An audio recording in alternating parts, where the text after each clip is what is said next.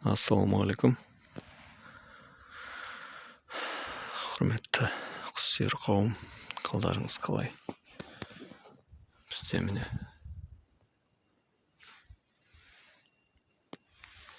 осындай қар тауық қораның алды.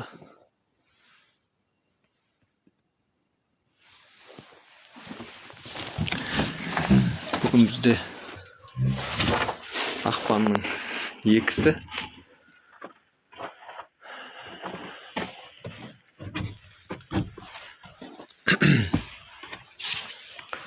Ауа райы жылы. Тауық қорадағы тауықтардың тіршілігі. Осындай тауықтар енді үйреніп қойған адамға. Қашу, қорқу деген жоқ. Жүре береді. Қолың чұқиды, аяғың чұқиды. Кучинский деген вообще спокойный тауық қой, по идее. Шустрый, живущий болғанмен спокойный, адамға да тез үйренеді, былай қашып, ондай не жоқ, тым.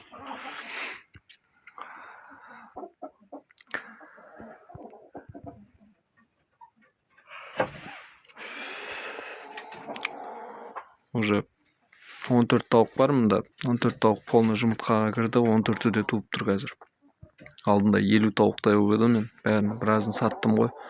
Өзіме керекті, ұнайтындарын алып қалдым да, қалғандарын бәрін жібердім, сатып.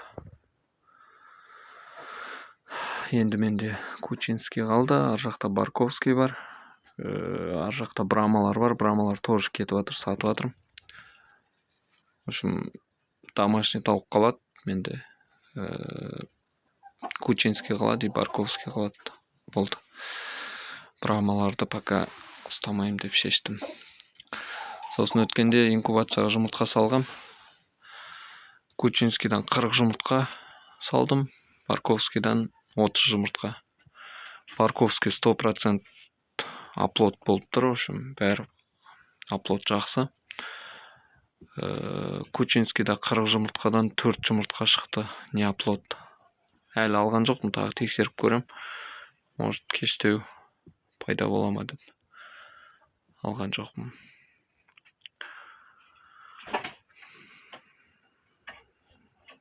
Алла жазса, скоро балапандар шығады. Енді жұмыртқаға заказ қабылдаймын уже. Аплодын бәрін тексердім. Аплод деген жақсы. Енді 40 жұмыртқадан 4 жұмыртқа деген ол қатты бір не емес.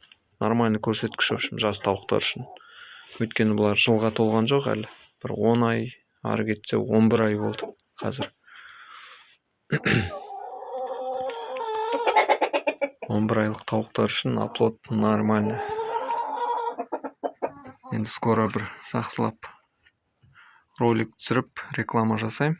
Сол реклама бойынша жұмыртқаларын сата бастайтын боламын. Мына жерде менде ар жақта Брамалар бар. Кучинский семейден келген қораз, анау шығып қоймағасын осы жаққа бөліп тастадым. Өз-өзіне келгенше осы жақта тұрады. Сосын қайтып қосарым, қоспасам осында қалады, домашний тауықтардың қасында. Кішкене слабый болып қалды бұл. Ұнамай қалды өзіме. Семейден келген анау екінші қораз, ол жақсы міне.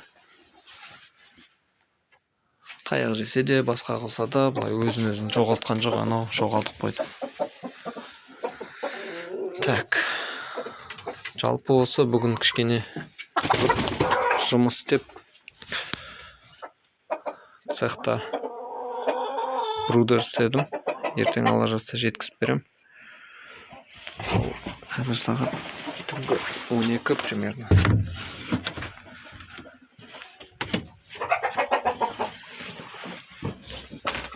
Тауықтарға келіп, бір қарап, жаңа прямой эфирде болдым кішкене. Ал бізде Барковский тауықтар күніне 10 жұмыртқадай туып жатыр қазір. 7-8 туып жүрген, кішкене көбейтті қазір. Жұмыртқаға кірді ғой деймін. Бір екеуі тағы. Бұларда upload 100%. Күшті көрсеткіш бұларда вообще. Upload жақсы. Алла жазса бұлардан да балапан шығады скоро.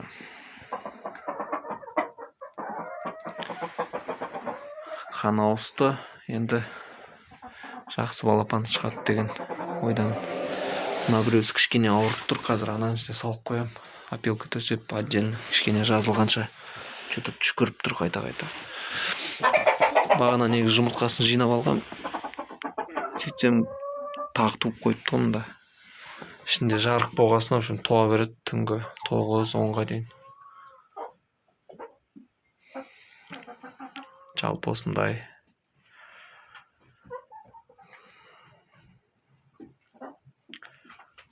Жаңа жұмыс істеу процесінен кішкене видео түсірдім, қазір видеоға қосып сала кетем. В общем, қол тимей жатыр, брудерді қалай құрастыру керек екен видео қылып салам дегем. Оған андай штатив деген нәрсе керек екен негізі. Былай бір жерге тіреп түсіріп көрдім, бірақ болмайды екен, түсініксіз болады. Сол себептен пока түсірген жоқпын брудерді қалай жасайтын. Бірақ примерно қалай болып жатқанын түсірдім. Так, жалпы осы бізде жаңалық. Скоро жұмыртқалар сатыла бастайды. Скоро балапандар шығады. В общем, жаңа жылға жаңа пландар.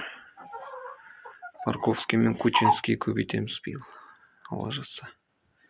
Екеуі де ұнады маған порода. Екеуі де жақсы, жұмыртқа тууы да жақсы. Минус 40 градуста да туып тұрды. Датаво туып, мына жерде жұмыртқалар қалғанда іші салқындап кеткен, датаво минус 10-ға дейін кетіп қалған, мына 40 градуста. Сол кезде жұмыртқаларға алып қойып, в общем, датаво жұмыртқа жарылып кеткен ғой. Бірақ сондай суықта да туып тұра береді екен, в общем.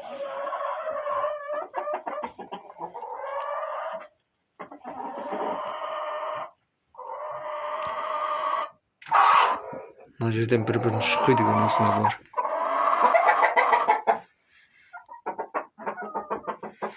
Осы тесік жауып құрту керек болып тұр.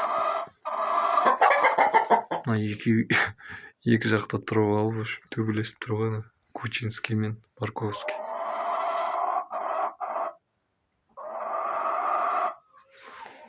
Әйтпесе бірге өскен тауықтар ғой уже. Бөлек кеткесін екі жаққа танымай қалған бір-бірін. Мына қоразда анда-санда сол жерде бір-бірін шұқиды. Бастар қанап жүрген сол бұлар.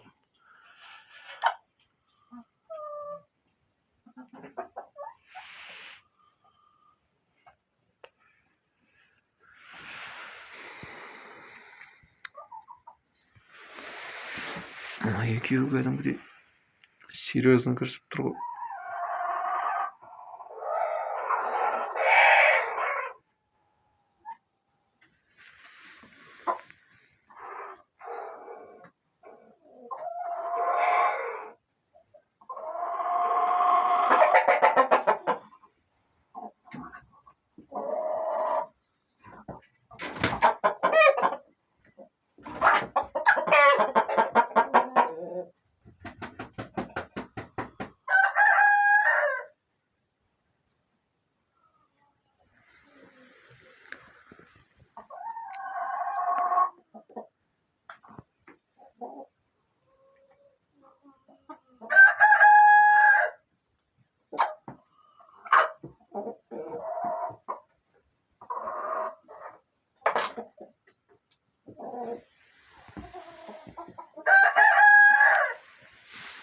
Өздерінше төбелесіп жатыр бір-біріне.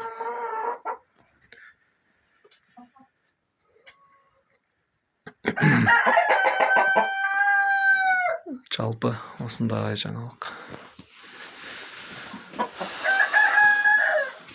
Аман болыңыздар, сау болыңыздар. Келесі кездескенше ауырмаңыздар, сырқамаңыздар.